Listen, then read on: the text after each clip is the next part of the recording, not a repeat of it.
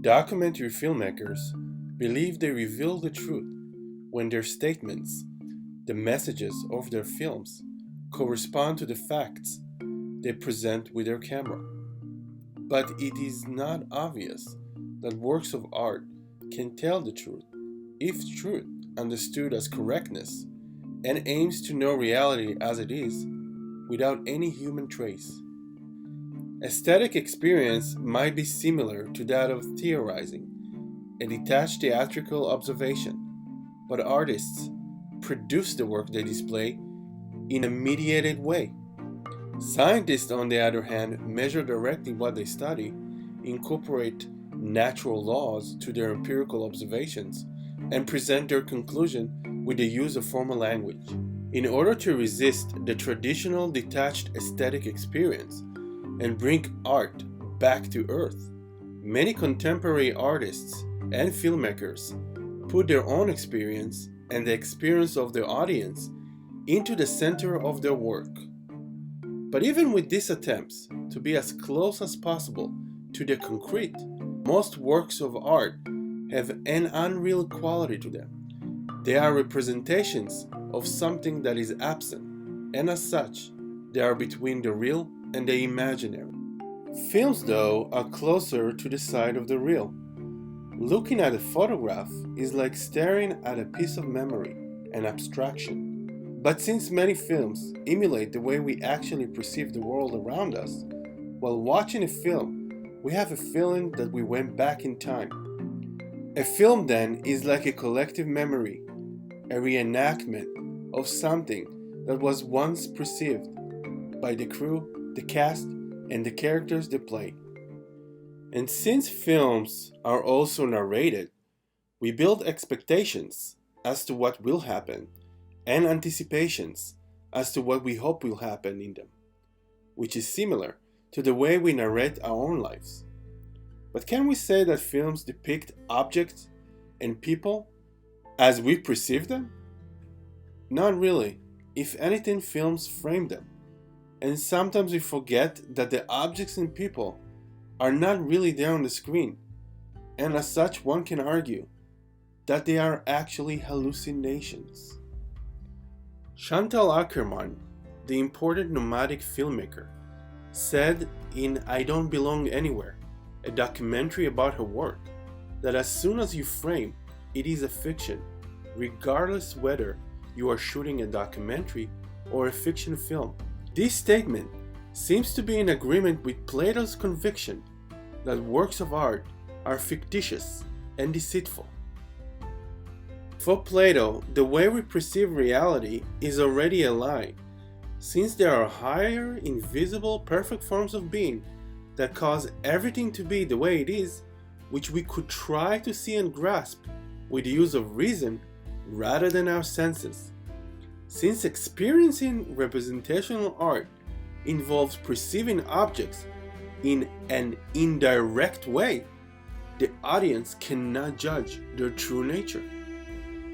It involves sophistry, costumes, masks, and makeup. It hides rather than reveals. It sheds light on what is becoming rather than on being. Because it is illusory and immoral, it must be ignored and even banned from the ideal city and be replaced with philosophy.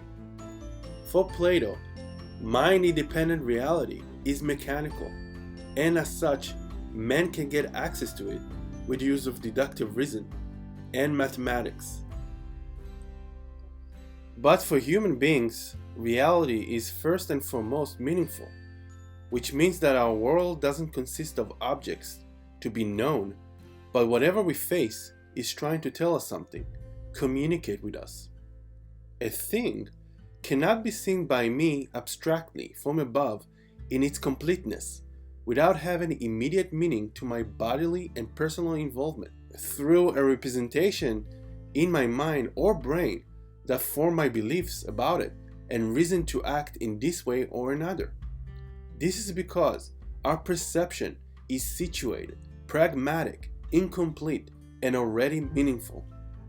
A thing then is presented to me on a ground, in an environment, with its absent profiles and affords me at this moment certain actions and possible future actions, which I can discern pre-reflectively. What all of this means is that reality as it is cannot be grasped without the human trace, as scientific realists and Plato hold, and cinema cannot prove this otherwise, as André Bazin and Stanley Cavell argued. According to them, films are not fiction lies, but in fact the realest things one can experience. For Bazin, realistic films that show the suffering of the poor with pathos can also reveal the moral law, the absolute truth in the moral sense. With the use of deep focus, camera movement, and open framing, the screen allows the audience to feel as if it is part of objective reality, and as a result, it will come to realize that it can bring about change, rather than being a passive spectator or victim of it. For Plato, the artist's work and her or his subjective stance hide the truth or lie about the real. It prevents the audience from seeing the ideal forms. But since Bazin is a Neoplatonist, the visible and the invisible are in union, an icon, which means that by watching a film, one can see the forms or God's work, and for that reason, artists from now on no longer need to try to represent reality as they did so far. Instead, they can concentrate on making subjective art that can promote the fulfillment of God's given laws of justice. But again, before we describe reality and make truth claims about it, we need to take into consideration that we are embodied in an environment that we understand in context, from a certain perspective, and in a moment in time. That is, that we exist.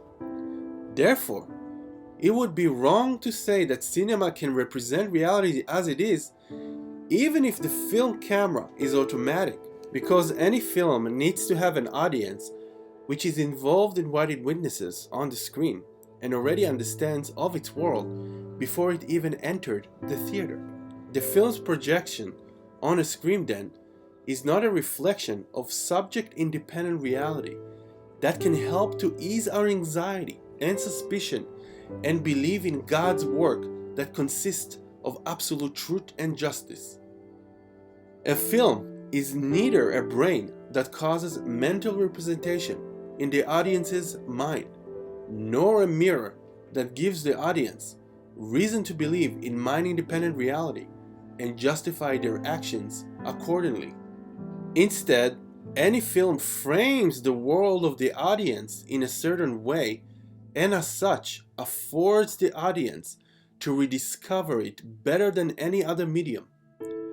Whatever the viewer experiences on the screen is experienced from the artistic and personal point of views of the filmmaker, screenwriter, production and post-production crew, and actors, which can shed new light on the familiar. Films then show the viewers the ambiguous, pluralistic, shared, and polysemic aspects of their everyday experience. In our everyday life, we are constantly fulfilling certain possibilities that the entities we encounter affords us in the situation we find ourselves in. While watching a film, we can respond from our seats to the possibilities faces, emotions, colors, textures, sounds, lines, speech, and narrative affords us, and other possibilities that require bodily function can be fulfilled by us only virtually. But at the same time, films can also seduce us to imagine fictitious possibilities. Not only do films then create distance from the real in order for it to be seen differently, to rediscover it, but they also create a platform in which it could be reimagined. This is the essence of Akerman's cinema. Through her films, she helps her audience and characters to be attentive to what their world and lives are trying to tell them, but also to what they are not telling them, in order to set them free from their existing order and its limited possibilities.